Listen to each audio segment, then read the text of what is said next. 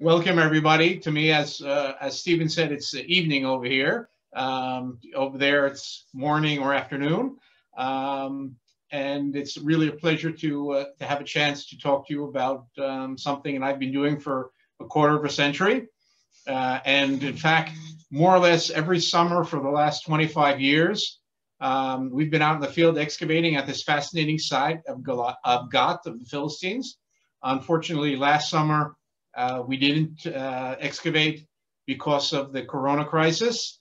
Hopefully, with the light at the end of the tunnel, and today I got my first shot, the vaccination. So hopefully we'll be back in the field in the summer. We're trying to be optimistic, and maybe it will actually happen.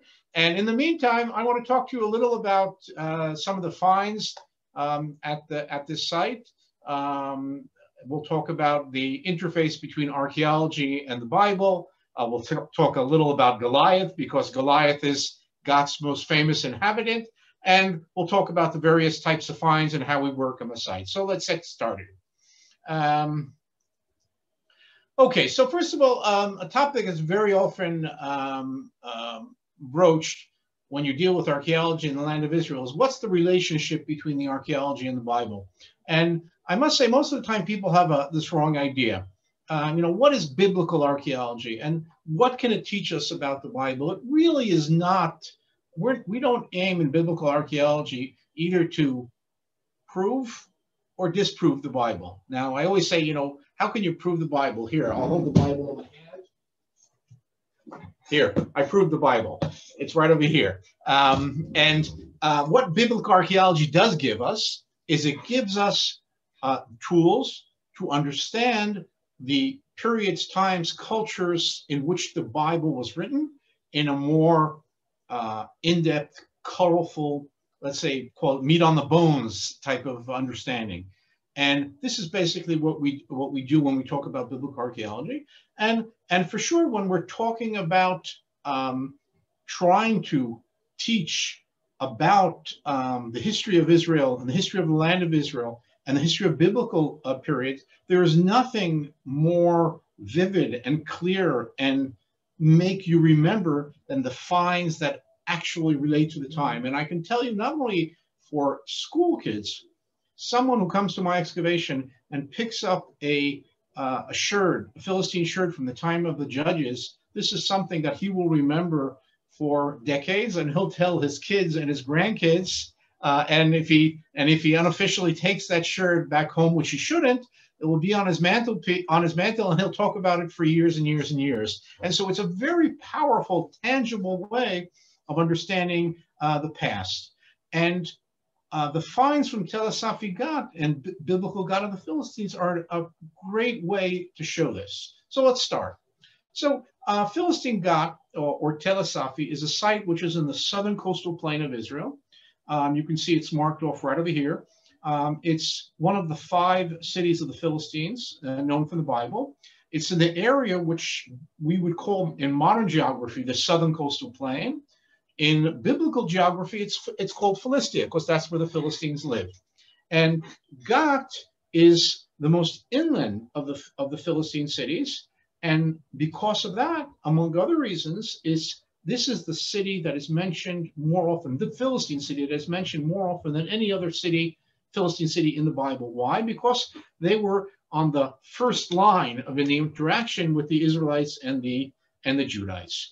And here you can see a very nice satellite view of Tel Asafi, looking from the east towards the west, from over the Judean foothills, the Judean Shfela, looking towards the sea. And you can see Tel Asafi Gath, you can see Ashkelon and Gaza. And this is, of course, the northern coast of Sinai going towards Egypt. And all this region here, this is the region of what we would call Philistia. The site is a very, very large site. In fact, it's one of the largest tells, that's a multi-period sites in Israel. And you can see here from various views how large and impressive it is. And what you see here, in fact, is only the upper city. There's a very large lower city below it. We'll be talking about this as well. And notice the white cliffs that you have over here on the northwestern side of the site, this is an interesting story because this site is Philistine, and before that, Canaanite Gath.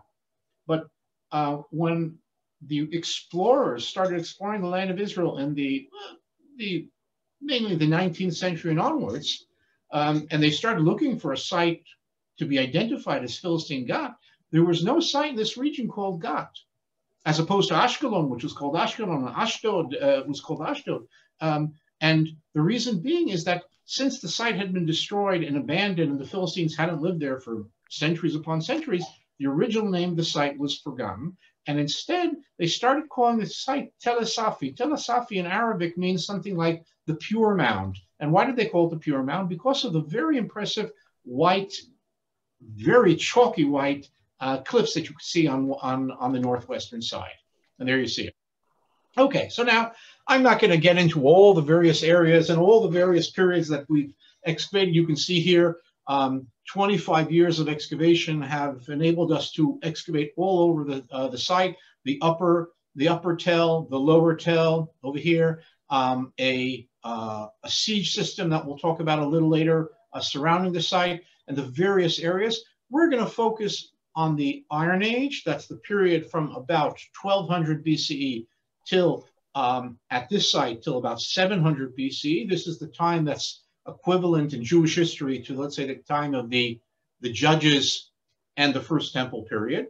And this is the period during which we have the Philistine culture in general. And at Tel Safi, we have very, very impressive remains from this culture. Now, why isn't this moving? Hold on. Oh, there you go. Now, around 1200 BCE, this is what we call in archaeology the transition between the period called the Late Bronze Age and the period called the Iron Age. The Late Bronze Age is a period, let's say, before the Israelites, in which there was international trade and political relations throughout the Mediterranean. And around 1200, slightly before and slightly after, this whole world system collapses, and a whole new system appears in the period which we call the Iron Age. And this is the period where, among others, the Philistines appear. And for example, this is the time when the Israelites appear, the Arameans appear. So there's all kinds of new peoples coming in. And this is more or less the time that the Israelites settled in the land of Israel. So the appearance of the Sea Peoples is more or less the same time as the appearance of the early Israelites in the land of Israel. And we have very, very nice documentation to the first appearance of the Sea Peoples and the Philistines in the land of Israel. And here, for example, you see a beautiful set of reliefs that were found in the mortuary temple of King Ramses III in Egypt, in which he depicts this is Ramses III here, fighting a sea battle and a land battle against groups that we call the Sea Peoples. And among these peoples, we know of the Philistines. And the Philistines settled in the southern coastal plain of the land of Israel, the area over here, which we had talked about before, the 5 sites, Ashdod, Ashkelon, Gaza, Ekron, and Gath, that's Safi over here. And when they settled, they happened to settle just opposite another group of people who at the same time were settling in the Central Hills, the area that today we would call Judea and Samaria, or the West Bank, or the Central Hills. And these are the Israelites. And the interface between the Israelites and the Philistines is seen very nicely in the archaeological remains. We know this, and it's depicted in the biblical stories very often. David and Goliath, we'll talk about Samson and Delilah, we'll talk about, and various other interactions. And it's very interesting that from a textual point of view, we know about the Philistines almost only from the biblical text. And it's clear that the biblical text is telling a story from the Israelite perspective. We don't have the biblical text from the Philistine perspective. And clearly, the biblical text is depicting it from how the Israelites saw it during the Iron Age and perhaps even later. And what we do know, though, very clearly, is that the Philistine culture is a unique and different culture. We can see that it's different from the Israelites. We can see it's different from the Canaanites and other groups in the region. And this goes for architecture, for pottery, and we'll talk about other things as well. And here's an example of the beautiful, beautiful Philistine pottery, which is completely different from anything we have in the pottery of the land of Israel at the time. And most probably, it's pottery that was made in Philistia by potters who brought with them from wherever they came, probably from Greece and other regions like that, traditions of pottery making. And they started making pottery locally to imitate the traditions of pottery making from the regions that they came. Now, what's very interesting is there's a process of slow change in how the Philistines and their culture developed. If at the beginning you can see hints to traditions from Greece and traditions from Cyprus and traditions from modern-day Turkey in Philistia, over a period of 100, 200, 300 years, you can see how slowly the Philistines change and become more and more Levantine, more and more adopt the cultural habits of the surroundings. But nevertheless, until the very end of the Iron Age, the Philistines had a very clear self-identity. That means if we would go in a time tunnel back to 1200 BCE, and then again 1000 BC, and then again 700 BC, and meet a Philistine and ask him who he was in comparison to the Judites, he'd have a very clear idea that it's me and that's them, even though their material culture changes. Now, we can see this in all kinds of aspects, and one of the very, very interesting aspects where we can see it is in the diet.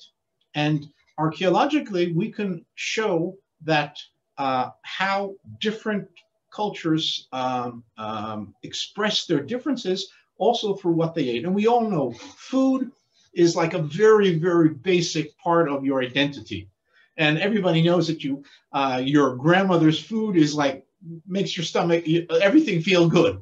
And why? Because that's a very basic component of the deepest parts of your identity. And we can see this also in various cultures. And when we look at the Philistines, for example, we see in the early Iron Age, we see clear evidence on almost all Philistine sites that they ate pig and they ate dog meat. Not necessarily as cute ones as these, but nevertheless, they did. Now, this is interesting because when you compare it to the Canaanites at the time and the Israelites at the time, they didn't. They didn't eat pig and dog meat. Now, for many years, people said, okay, so if I dig a site and it has pig bones, it's Philistine. If I dig a site and I don't have pig bones, it's Israelite. And justifiably, that might be the very beginning of what we now call the laws of kashrut, the Jewish dietary laws, which were beginning to be formed at that time. But like everything else, things were much more complicated. And now it turns out that not all Philistines ate pig, and not all Israelites didn't eat pig. And just recently, even in the city of David, in the late Iron Age, that means the time of just before the destruction of the temple in 586, in a house that was excavated by the Israel Antiquities Authority, they found a little piglet in one of the houses. So it means that, just like today, not everybody keeps the laws and the halacha according to the letter of the law. So that apparently that's the situation in antiquity as well. Now, a very interesting thing that we did is, and this is an example of the archaeological science that we manifest very often in archaeology in general, but at Tel Safi specifically, is we analyzed pig bones that we found from different periods at Tel Safi and other sites, and we managed to define the genome, the DNA of the pigs from the various periods, and a very interesting thing appeared. If you look at the genetics of wild pigs in Europe, as opposed to wild pigs in the Near East in general, there are two different haplotypes. They're two different groups, except in Israel. In Israel, the wild pigs are similar to wild pigs in Europe. And what we managed to do is to show that this change occurred during the Iron Age. And how do we explain this? Is that perhaps the Philistines, who came from, or at least part of them came from Europe, brought with them on their ships pigs. They settled in land. These pigs escaped into the nature, and domestic pigs and wild pigs mate. And with time, it shifted the haplotype of the wild pigs in Israel to that of Europe. While if you go to the north, to Turkey, to northern Syria, to Iraq, it's still the typical Near Eastern pig. And this is a very interesting aspect that tells us about that the Philistines didn't only import pottery and potters and other things, they actually imported live animals. And the same thing we can say about the plants, is that one of the things that we see is that when the Philistines first appear in the land of Israel, a whole set of new plants that were not used before in Israel, or not known for before in Israel, appear, again indicating a deep change in the not only in the food patterns, but in the farming patterns. And this is a very interesting aspect. Moving on, in one of the areas that we excavated from the early Iron Age, we found evidence of a temple. And this is a very interesting temple. Here you can see it's unfortunately not very well preserved, but it's a rectangular structure with two pillars in the middle. And of course, when you think of the story of Samson, he knocked over the pillars. Here, I'll do that again for you. Knocked over the pillars of the Philistine temple. Where did that occur? In Gaza, not in Gaza. Now, so what does this mean? This doesn't mean that here we found evidence of the story of Samson. Rather, we found evidence that the story that was written about Samson, the writer knew what a Philistine temple looked like. And there's at least one other Philistine temple which has pillars in the center. Now, it's clearly not it's not a temple as large as this depicted in Gaza, where he knocks down and I think he kills 3,000 people, if I remember. This is a much smaller structure, but nevertheless, it tells us something about the cultural background of the story of Samson. And another interesting thing is right next to the temple, we found an area in which they were making bronze and iron objects. And in fact, this was on the upper tail, and the same thing we found in the lower tail. In a temple of the lower tail, which I'll show you in a couple of minutes, we also found a metal area. Now, why is there metal production areas next to a temple?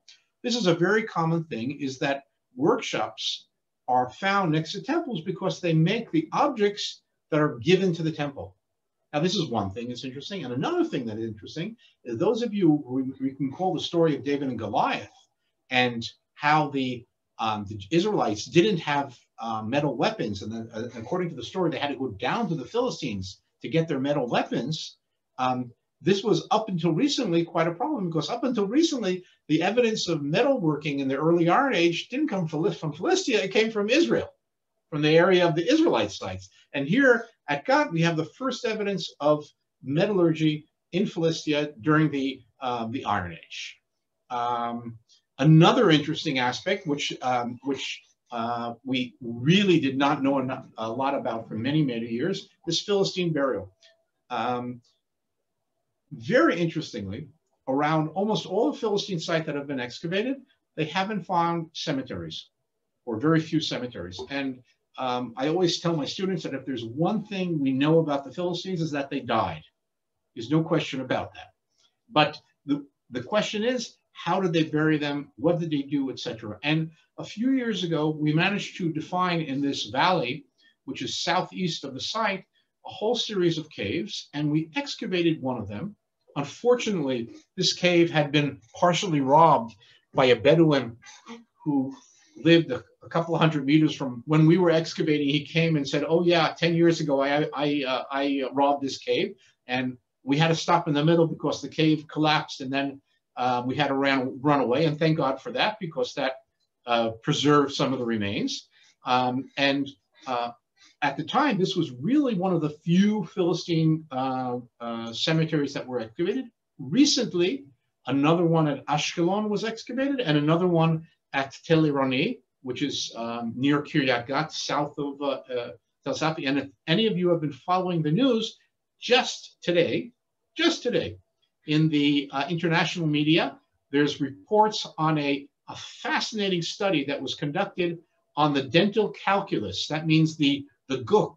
If you don't brush your teeth well, you get gook between your teeth. It turns out that this dental calculus gives a lot of information about what people ate. And it turns out that from Tel Irani, there's evidence that the people during the early Iron Age, that's the time of this cemetery, were eating bananas. Now, bananas don't come from Israel. It means that bananas were being imported from the time all the way from the Far East, and that's fascinating. Unfortunately, teeth from this tomb were also sent for analysis, and so far, among the teeth that were analyzed, we don't have evidence of unique foods, perhaps sometime in the future. But we did get some very, very interesting results of other aspects of, and the DNA test, which I hope will be published very soon in isotopic analysis and physical anthropology, have told us a very interesting story about who was buried in this tomb. And it turns out that these people died at a young age, ate poorly, had all kinds of diseases, and this a very nice example of how health in antiquity was horrendous. And I always like to, whenever I talk about this, I like to mention, there's this concept nowadays that if we would just go back to the way our ancestors ate and lived, we would all be fine. Yes, and we wouldn't have teeth, we'd have aches in our bones and die at 30. So it's not something that we want to do. We want to stay in modern times and get the corona vaccination. Next, now, Goliath. Now, Goliath is an astounding story. We, of course, know about Goliath from the David and Goliath story, and there's several variants of it. We know of his more enormous size, and by the way, in the Masoretic text, he would be taller than the tallest center in the NBA. But there's a version of the story, in the book of Samuel from the Dead Sea Scrolls, for example, where he comes out to about 1.80 meters. That means about 6 feet. So that's already enormous for those times, but nevertheless he wouldn't be able to star in the NBA. His name is very interesting. It's a non-Semitic name, and we'll see in a moment why that's important. And in the depiction of his equipment, of his military equipment in the biblical text, it's also a very interesting combination of types of weapons we know from the land of Israel and the surroundings, and types of weapons that are well known from the area of Greece at the time. And of course, he comes from God. Now, not only he comes from God, there's a whole tradition in the Bible about giants coming from God and from among the Philistines. And there seems to be a very strong biblical tradition of seeing the Philistines as these giants. Now, in all the excavations that we've conducted at Philistine sites, any skeletons that we have found are completely normal. They're not large. And I can assure you that the day I would find one large finger bone, it would be in the New York Times. But we haven't found them. And most probably the image of the Philistines as being these giants is a biblical concept trying to show these were fierce and scary enemies who, with the help of God, we managed to conquer. And time and again, we can see that it seems that they're exaggerating who these people are to show, yes, even though they were fierce, even though they were organized, even though they had great weaponry, and even though they were enormous, we still prevailed. Of course, and the Bible wants to tell us we prevailed with the help of God. Okay, now a very interesting find that we had about 15 years ago was a small sherd about this size.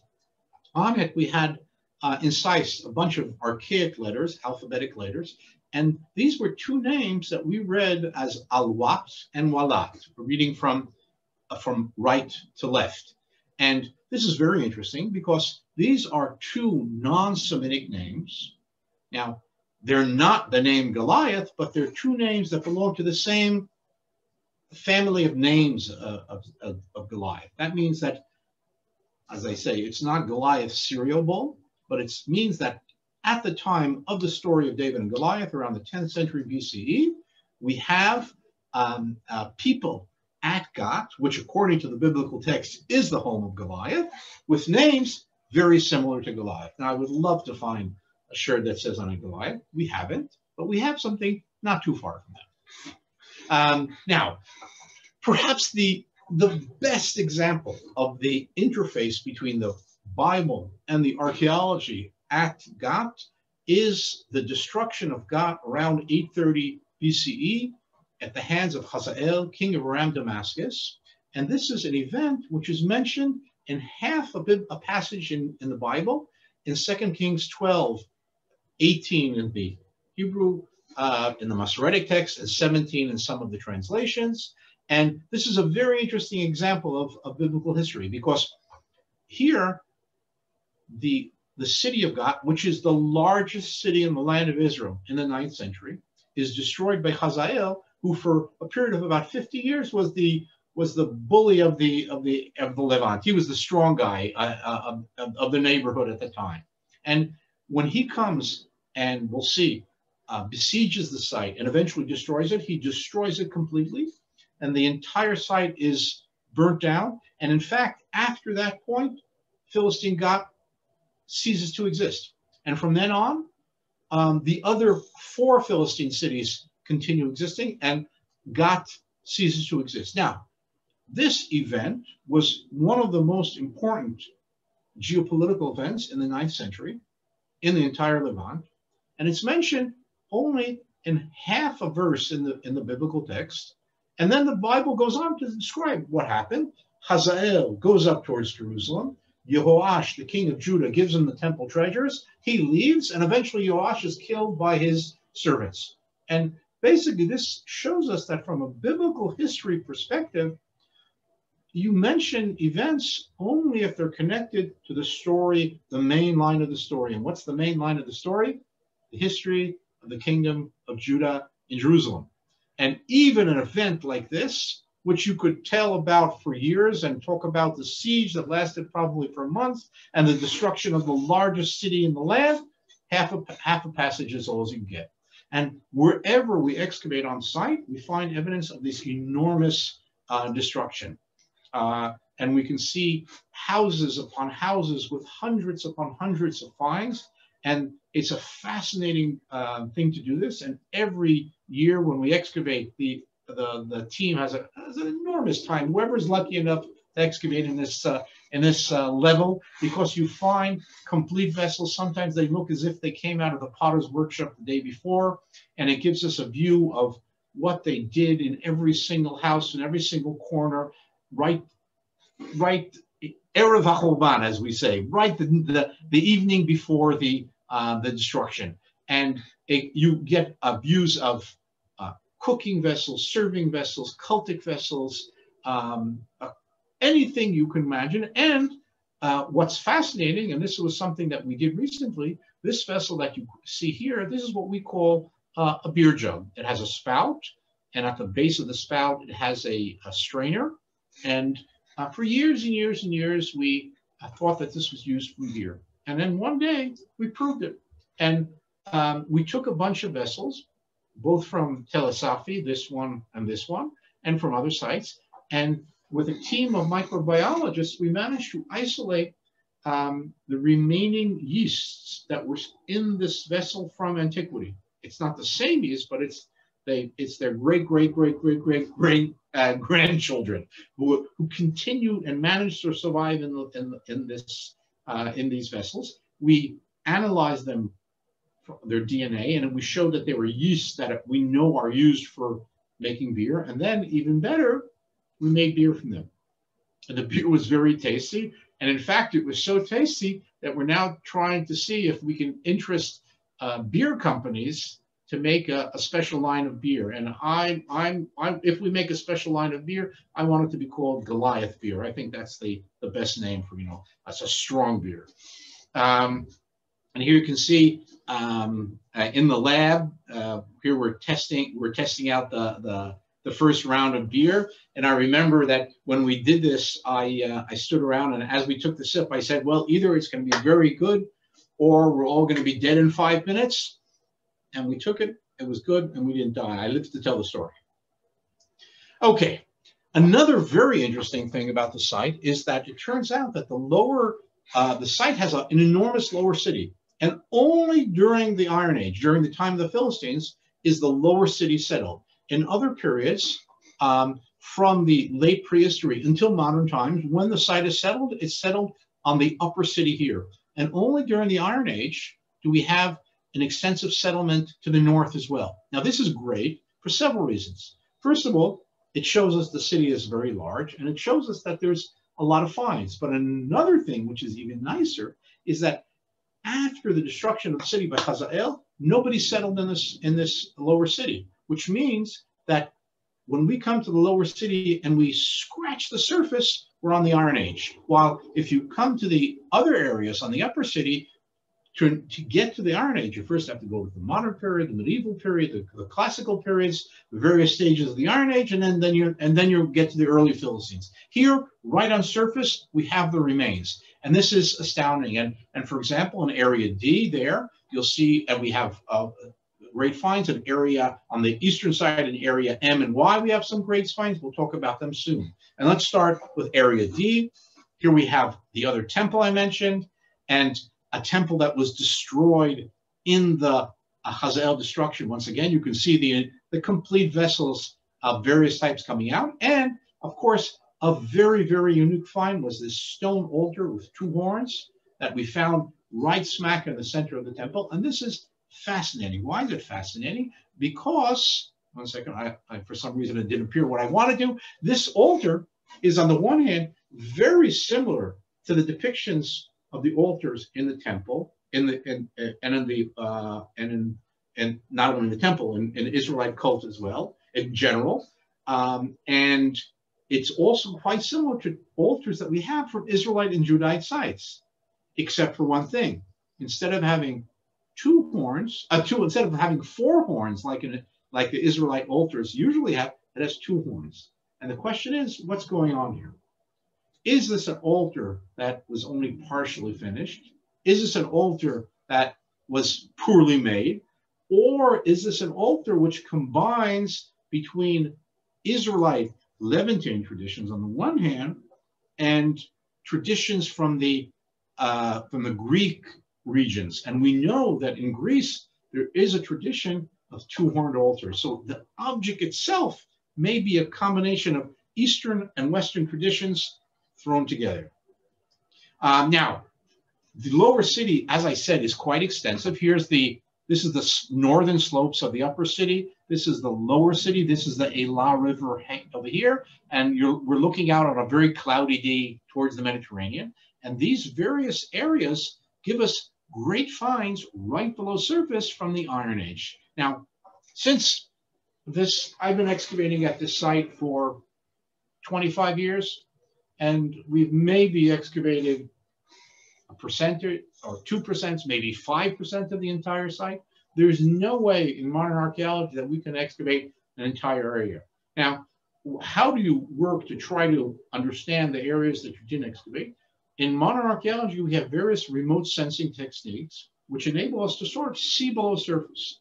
And we've been using various methods to try to see what we have between the various areas. One of these methods is what we call magnetometry. And you can see this man walking here back and forth with this antenna. And basically you shoot electromagnetic waves down into the ground. They go back up, and you, based on what comes out, you can get a picture of what you have below surface. And for example, we found this interesting feature over here. And over here, these lines, and we decided these are interesting. So we went and excavated them, and you'll see them, some of the results in a moment.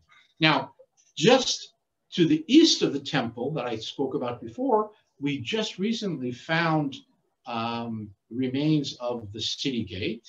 Now, if we go back to the biblical text, there's a very, very interesting story of which David, running away from King Saul, gets to Gath, and he comes to the gate of Gath, and King Achish, the king of Gath, and his servants meet David at the gate, and Achish's servants say, one second, this is the guy who killed Goliath, our friend. Why should we let him in?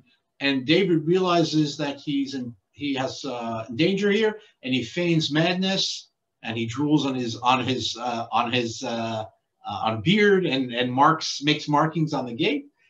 So when we found the gate, of course, this was very exciting. I don't know if this is necessarily the gate that David walked through. I think it's actually a minor gate of the city, but it's one of the gates of the city. And a fascinating thing that we found is in the rooms, this is the area of the gate here, in the rooms leading up to the gate, we found something that right before the destruction of the city by Hazael, to extend the width of the fortifications, all the rooms right next to the city wall were filled with dirt and emptied and filled with dirt. And so what we basically have here is this is a doorway between two rooms that, because it was filled in and covered by dirt, the wall stands up to, let's say, 2 meters high. That's, meter 8, 6 foot and more high. And there's actual doorway going through the door, which hopefully next season will actually open up.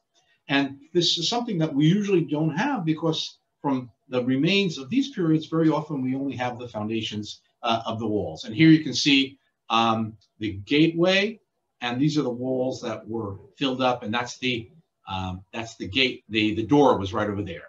Now, right below surface, we have remains from the time of the destruction by Hazael, and then below it we have an enormous fortification. And this fortification is so large that I have an idea. I've written a paper in which I've suggested that perhaps, again, remember returning to this image of the Philistines as these enormous giants, perhaps it was due to the fact that the Judites, after the destruction of Gath, for centuries could see the massive remains of the fortifications of Gath, and maybe said, well, these are massive, they must have been built by giants. And the same thing goes for other parts of the city. And for example, this is one of the areas in which we discovered based on the magnetometry. And we could see the lines, and we excavated exactly according to the lines, and we found a group of houses which were destroyed in the Hazael destruction. And very interestingly, every house seems to have an olive press. And that means that every house, in addition to being someplace where you live, once a year, by the way, just around now, and how do I know this? Because I have an olive tree in my yard, and for the last few months, I've been picking olives. I'm not making olive oil. I'm pickling olives. I'm curing olives. But this is the time where the olives are collected. Then they're pressed, and then between the midwinter and the fall, there's no olives there, so you do other things. But it's a very, very central part of Mediterranean agriculture. And as you know, olives are part of the 7 species, the Shivat HaMinim, in the land of Israel. How are we doing in time? We'll be finished soon. The same thing goes for it's what's known sometimes as the Mediterranean triad. That's wheat, grape, and olives. And this is a very central aspect of daily subsistence. Now, to give you an idea of, these are the excavations conducted by the Bar-Ilan students, and you can see right below surface, here we have one of the olive press, here another one, and here right below surface, we start finding the remains of the destruction and complete vessels coming out. And I can assure you, every single one of these students finding a complete vessel is something that they will remember for the rest of their life. And the same thing goes for the volunteers. And these are vessels that they're from a destruction from 2,850 years ago, but many of them look as if they were made by the potter the day before yesterday. And this is really fantastic. And for example, this is a complete jar that was found that's saved for the one broken handle over here. It was taken out completely, and hopefully one day we may even be able to analyze what the contents of the jar was. Now, another fascinating thing is in the aerial photos of the site, before we started excavating, I noticed this feature here, and it marked off on the map here, and it turns out that what we have here is an enormous siege trench that was excavated around the city by the Arameans to create an enormous siege system surrounding the city. Why do you have a siege system? To stop the people from running away, to stop the people from attacking the besiegers, and to stop the defenders from getting support from outside. And this is something, for example, I'm sure many of you have heard of this at Masada, where the Romans did it against the Jewish rebels. This siege system that we have here at Gat is the earliest known siege system in the world. And this was built by Hazael of Aram. Probably took him several months to do it. And probably he then besieged the city for several months. And eventually the city collapsed and the entire city was destroyed in all the areas that we excavated. And now, after the destruction of the city, the city of Gat is abandoned. And it's not a Philistine city anymore. But we have one additional interesting thing that we can talk about. If you open the book of Amos, chapter 1, verse 1, Amos tells us that he started prophesying 2 years after the earthquake, Shnatayim achrei harash. And we know that sometime in the mid-8th century, usually dated around 760 BCE, there was one, and now we've perhaps 2 earthquakes in the land. And these earthquakes were remembered both in the book of Amos and the book of Yeshayahu and the book of Zechariah from a couple of centuries later as a massive earthquake. And apparently this earthquake was so, or these earthquakes were so destructive that this is something that people remember for years, just like people talk about the Great Fire of San Francisco or something, or Chicago. This is something that was remembered. And interestingly, we found evidence of the earthquake at Gat as well. And if you look over here, this is the 9th century destruction level of Hazael. Then there's we found these fallen bricks, and right between the fallen bricks and the destruction of Hazael, we found a level of sand, a wind-blown sand, Aeolian sediment. That means that after the destruction by Hazael, for years, it was abandoned and slowly dirt collected. And with time, dust. And if you don't dust your house, by the way, here's a warning, don't dust your house, you're going to get a thick level. You have to go for several years, but it worked. And then several decades after the destruction, these fall bricks fell. And what happened here is we have above it a late 8th century level, and below it the 9th century level. So this is the central part. That's the middle of the 8th century BC, the time of the Uzziah earthquake. And if we look at what happened, the bricks that were on this wall over here shift off to the side and then collapse. And this is typical of an earthquake. In an earthquake, there are 2 waves of energy. The first wave hits the wall and pushes it off. And then the second wave, which arrives short time afterwards, and it's slightly slower because it's a wavy wave, hits and collapses things. And this is a very typical of an earthquake. And so apparently, on top of the Hazael destruction, we have evidence of the Amos earthquake. Okay, and this is, we can see it in Amos, we can see it in Zechariah, we can see it in Isaiah, a very well-known event. So I'm going to stop here. I'm going to thank you very much. And I want to say that hopefully, if things go as we think they're going and people start getting vaccinations, again, we'll be in the field in July of 2021. You're all invited to join us. come yourself, send your children, your grandchildren, your students, whoever you want. If you want to sign up, go to our website, gotwordpress.com, and there's an online information, an online registration. And if you can't come, you can follow the results of the excavation. I blog regularly, and during the summer season, I write every day what we found. And for those of you interested, not too long ago, we put out 2 popular summaries of the excavation in Near Eastern archaeology. Thank you very much. Thank you.